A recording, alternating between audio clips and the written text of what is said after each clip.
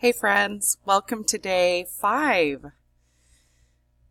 You are going to have an activity due today. In this activity, you will create an engagement plan for your online course and participate in the discussion to share your ideas and thoughts.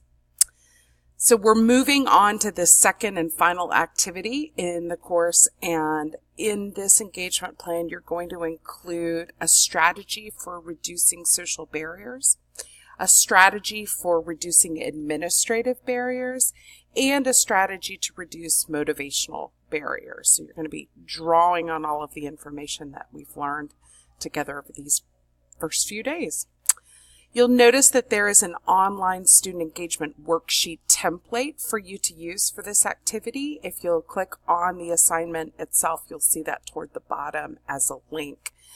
You can upload this as a saved file, and I will be posting overall feedback for you in the gradebook for this activity rather than responding to the threaded discussion. I look forward to seeing your ideas. Thanks.